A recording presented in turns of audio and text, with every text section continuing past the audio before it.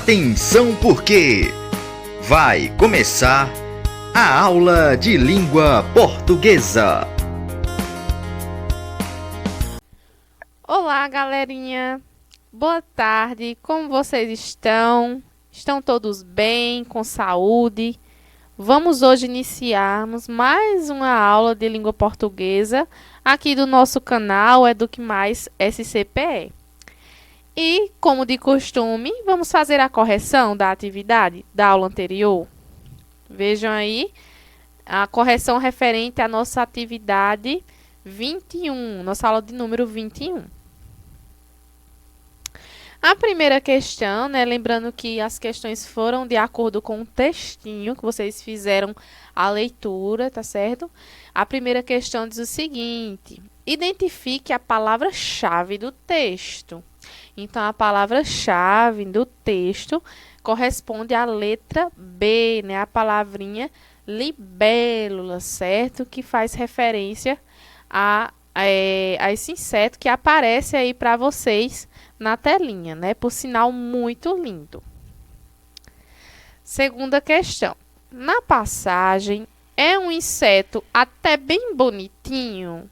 A autora do texto, ela expõe uma opinião sobre a libélula. Portanto, a alternativa correta é a letra C.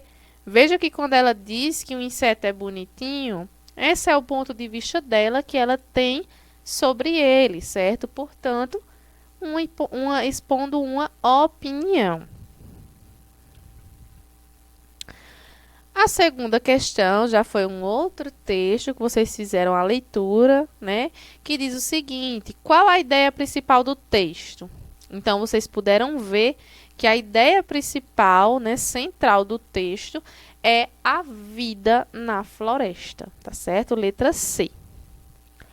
A quarta questão diz: no trecho, há uma vida dentro dela que se transforma sem parar.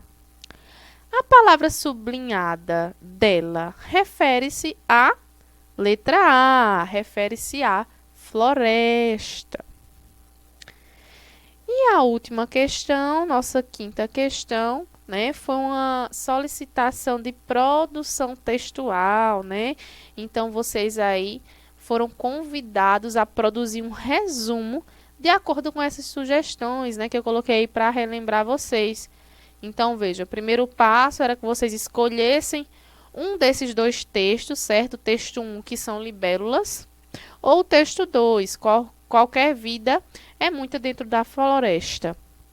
E o segundo passo seria fazer uma segunda leitura, certo? Do texto escolhido, com direito a interrupções, para que vocês pudessem estar marcando, sublinhando palavras-chave, destacando, acrescentando informações.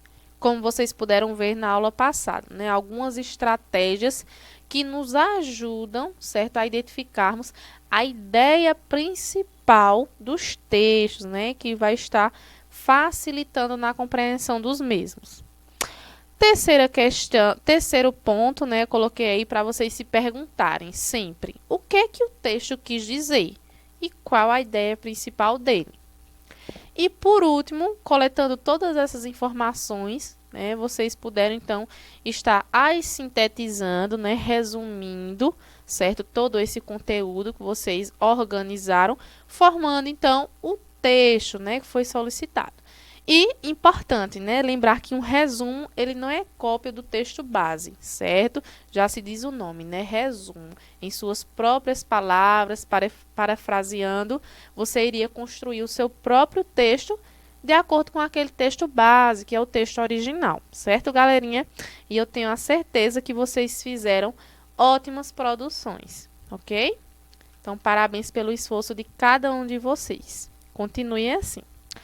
Agora vamos conversar sobre o assunto da aula de hoje, Vejam aí que interessante essa ilustração que aparece, Um livro, um navio. Então, hoje o tema da aula é leitura de textos artístico-literários, características composicionais dos textos literários. Então, hoje, nós vamos a esse âmbito, dos textos literários. Iremos estudar um pouquinho mais sobre eles, entendermos a diferença e como nós podemos classificá-los, observarmos as características que pertencem a esses textos. Então, a primeira pergunta, que eu tenho certeza que você já deve ter se perguntado, afinal, professor, o que é um texto literário, né? Como eu posso configurar um texto como literário? Então, lembrem sempre que esse tipo de texto, ele é focado na expressividade do autor, na subjetividade, né? Que vai estar relacionado ao íntimo, aos sentimentos, né? Do eu lírico.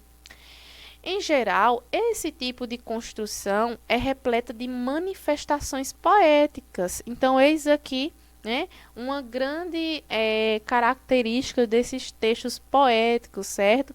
É relacionada à estrutura, né? Como o texto ele é disponibilizado, como ele é organizado, ok? Então, é muito importante vocês lembrarem desses detalhes, certo? Fazem toda a diferença. Muitas vezes, a produção é destinada ao entretenimento ao leitor. Então, os textos poéticos, né, os textos literários que usam da poesia, eles têm esse objetivo, né, de estar entretendo os leitores, certo? Uma leitura que não é meramente informativa, como os textos não literários, certo? Quais as características do texto literário? As composições textuais literárias, os elementos artísticos e estéticos ganham destaque nessas composições. Abaixo vamos conhecer alguns recursos que os autores utilizam nas produções para trazerem esse teor artístico, esse teor estético. E o primeiro deles que aparece aí é a função poética da linguagem. E o que é que faz essa função poética? Ela se direciona para a forma estética do texto. Quando nós falamos em estética, né, logo lembramos de beleza, né, de algo belo, que realmente ganha um destaque no texto. E como é que isso é possível?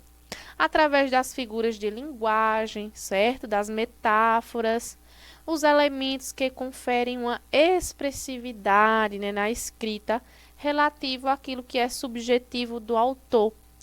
Muitas vezes essa estética também está relacionada à musicalidade, né? Que são as famosas rimas, que eu sei que vocês tanto gostam, né? De estarem lendo nos diversos textos poéticos que existem. E aí um exemplo, tá certo, para nós dessa estética, que diz assim, ó: certa meta de um poeta. O que aparece em um poema que vai além do tema e tem a ver com o fonema? Uma coisa bonita, uma coisa quase mágica, pode parecer esquisita, pode parecer trágica. O poeta tem por ela muita estima, faz o verso de baixo combinar com o de cima, e assim ele cria a sua obra-prima. Você já deve saber. Eu falo da rima. Então, vejam aí, pessoal, que nós encontramos toda uma estética nesse textinho, né, que é a presença da poesia.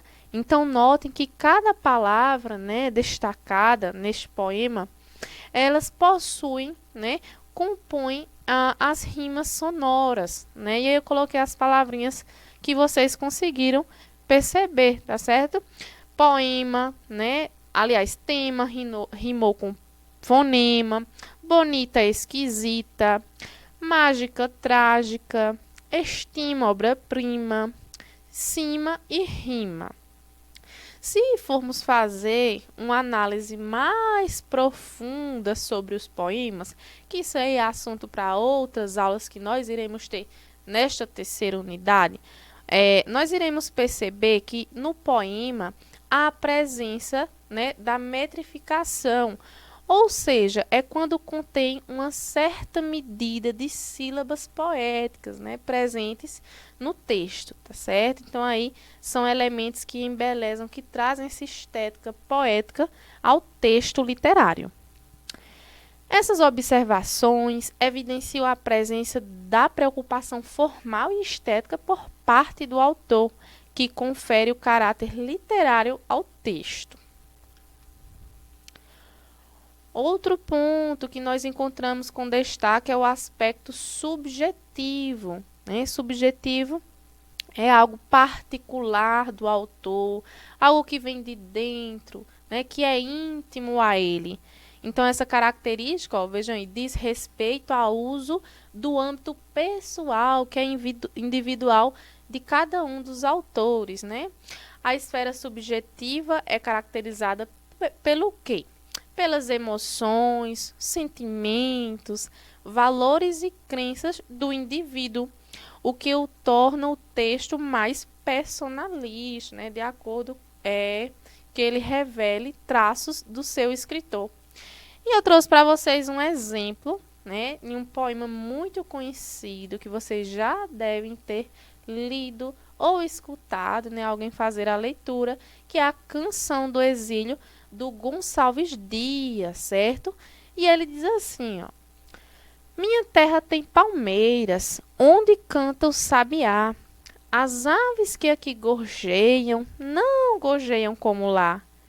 No céu tem mais estrelas, nossas várzeas têm mais flores, nossos bosques têm mais vida, nossa vida mais amores. Em cismar sozinho à noite, mais prazer eu encontro lá. E ele vai continuar: Minha terra tem palmeiras, onde canta o sabiá. Então vejam aí que o autor, o eu lírico, ele traz à sua poesia esses elementos, né? Então nós encontramos a presença dessa subjetividade dele, né? Que ele estava aí trazendo toda a saudade, a nostalgia que ele sentia da sua terra natal, que é a nossa terra, né? O Brasil, tá certo? Então vejam aí que geralmente os textos literários eles trazem essa marca, essas expressões de afeto do próprio eu lírico, tá certo? Uso da conotação. Conotação nós sabemos que é a linguagem, né, a linguagem figurada. E a linguagem figurada ela é repleta de sentidos e significados ocultos que muitas vezes são encontrados entre as entrelinhas dos textos, né? E possuem aí vários significados. Isso aí vai depender do contexto. E para ilustrar melhor o uso da conotação nos textos literários, né, vamos ver agora um exemplo de um poema chamado Amora, de Marco Catalão. E nós vamos observar exemplos de conotação que estão presentes neste poema, né, que diz assim: a palavra amora seria talvez menos doce e um pouco menos vermelha, se não trouxesse em seu corpo, como um velado esplendor, a memória da palavra amor. Então vejam, primeiro já surgem algumas perguntinhas. Corpo da amora, como assim? Então, ao considerarmos a palavra corpo, notamos que ela está se referindo ao corpo, a forma de ser, né, que é distribuída a forma da amora. Então, nesse caso aí, o termo corpo não interfere no sentido material e literal, né, como por exemplo, o nosso corpo humano. Mas ele quis dizer, né, quis retratar a um espaço, né, ao que se refere ao modo representativo, né, figurativo da linguagem, certo? A forma da amora. Nós encontramos muito o uso da conotação em textos literários. Interpretação múltipla ou plurissignificação. Devido à alta subjetividade, né, como nós conversamos nos slides anteriores, dos textos literários, é muito comum, né, que admitam interpretações diversas para um mesmo trecho, né, o que destaca a importância da visão pessoal para esse tipo de obra. Então, um exemplo claro dessa multiplurisignificação, né, dessas várias interpretações, nós encontramos neste poema de Ana Cristina César, né? Então, aí nós temos um trechinho que tem como título A Teus Pés. E aí, este poema ele vai permitir várias faces interpretativas. Vamos ler? Diz assim: vamos ao exemplo, o último adeus, que diz o seguinte: O navio desatraca, imagina um grande desastre sobre a terra. As lições levantam voo, agudas, pânicos felinos, debruçados na amurada e na deck chair. Ainda te escuto folhear os últimos poemas com metade de um sorriso. Então imagino que vocês devem estar aí pensando, né, se questionando o seguinte: que navio, professor, é esse? Que lições são essas que foram citadas aí? Quais felinos, né? Então vejam, as respostas para essas perguntas podem variar de acordo com o entendimento de cada leitor, o que vai demonstrar aí um exemplo de plurissignificação do texto. Então é a ótica de cada um dos leitores, né? A interpretação individual. Então, a múltipla interpretação se faz presente nesta obra aí, nesse poema, certo? Ficcionalidade. Então, a ficção, vocês conhecem, sabem bem, que vai fazer o uso da imaginação, daquilo que é irreal, que pode acontecer muitas vezes, né, nesse tipo de texto, nessa literatura. Então, esse traço da literatura permite a criação de novos mundos, a ficção, em que se localizam as situações textuais. Assim, os ambientes da história não precisam ser reais e são a base para o desenvolvimento do enredo. Confira o trecho abaixo, O Marinheiro, de Fernando Pessoa, que diz assim: segunda, sonhava de um marinheiro que se houvesse perdido numa ilha longínqua. Nessa ilha havia palmeiras hirtas, poucas, e aves vagas passavam por elas. Não vi se alguma vez pousavam, desde que naufragado se salvara. O marinheiro vivia ali. Como ele não tinha meio de voltar à pátria, e cada vez que se lembrava dela sofria, pôs-se a sonhar uma pátria que nunca tivesse tido.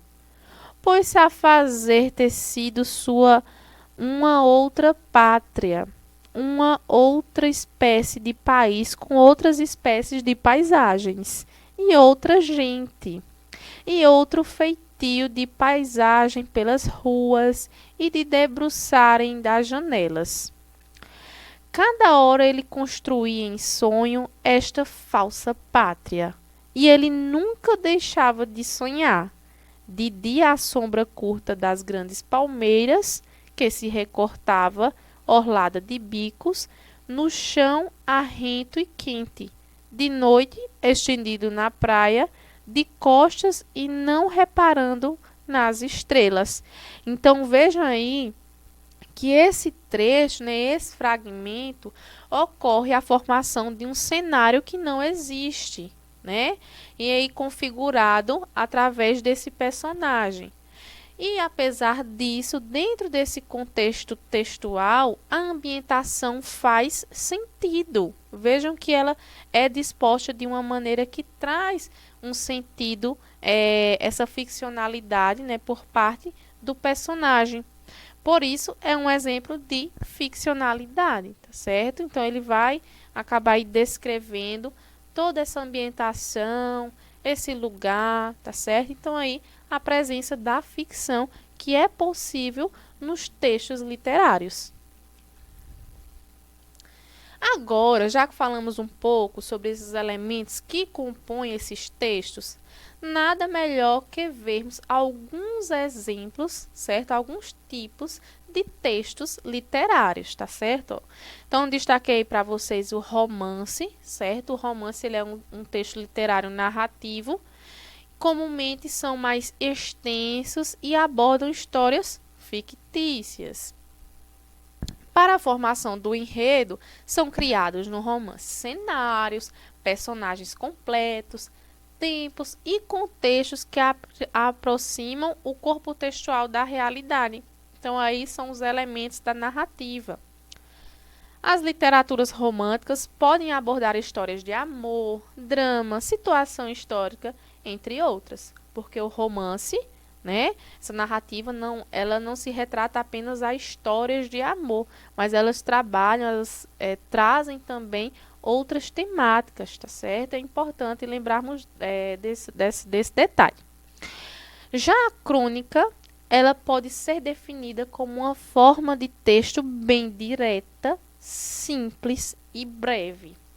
A marca principal das crônicas, né, é a exposição de situações cotidianas, as quais são base para as reflexões de diversos temas. Então, essa classe geralmente vai utilizar o humor, a ironia e até mesmo sarcasmo para a construção de uma análise crítica de uma situação que acontece no nosso cotidiano. Então, um texto bastante versátil, flexível e para tanto fazer a leitura como para construirmos. Um outro texto literário é o conto, né? Então, vocês já leram diversos contos, né, durante a vida estudantil de vocês, e também é uma literatura narrativa, tá certo? Mas, ao contrário do romance, o desenvolvimento da história ocorre de maneira rápida, né? Vocês viram que o romance, né, ele mostrou que é um texto mais extenso. O conto não. Ele é breve, tá certo? Vejam que é uma escrita breve. Os autores propõem um só conflito para o texto, o que se situa em um ou dois cenários e envolvem poucos personagens, né? Devido a essa questão do conto ser breve. O poema, muito conhecido por todos, né? São textos dispostos em estrofes e versos, né? Que são cada linha que compõe o poema. Seu caráter mais notável é a presença de rimas, mas lembre-se, isso não é obrigatório. Então, há poemas que não irão ter a presença dessa musicalidade, né? Mas a marca do poema, dos poemas em geral, é a musicalidade, o ritmo, estrofação. Isso faz com que a forma e a expressão sejam importantes na produção poemática, tá certo? Então, mais aí um exemplo de texto literário. E aqui eu trouxe um quadrinho, né, trazendo a linguagem comum, a denotação, a linguagem do sentido real, e a linguagem literária, que vai utilizar a conotação, uma linguagem mais figurada. Então, primeiro nós temos da linguagem comum, que é uma linguagem impessoal, racional, usa uma função referencial, vai se preocupar com o conteúdo, expressa-se diretamente, é científica, sentido único, preciso, a palavra em sentido real, próprio, em um sentido dicionarizado. Já a linguagem literária, que vai fazer uso da conotação, da linguagem figurada, ela é mais subjetiva, né? O autor ele utiliza dessa particularidade, geralmente escrita em primeira pessoa, é emocional, busca trazer essa função emotiva, poética da linguagem, preocupa-se mais com a forma, né, a questão da estética, expressa-se por meio de figuras de linguagem, empregadas em textos literários, publicitários e artísticos, sentido múltiplo, né, que vai fazer uso aí da polissemia, trazendo vários significados, utilização da palavra do sentido figurado, metafórico. Então, aí nós trouxe para vocês uma breve comparação, né, da linguagem comum e da linguagem encontrada nos textos literários, pessoal. Espero que vocês tenham gostado, compreendido nossa aula de hoje. Qualquer dúvida, deixem aqui no chat, tá certo? Informações sobre a vida escolar de vocês, dúvidas e sugestões. Segue os links referentes ao conteúdo da aula. Agradeço a participação de cada um de vocês e conto com a presença para a nossa próxima aula. Até lá!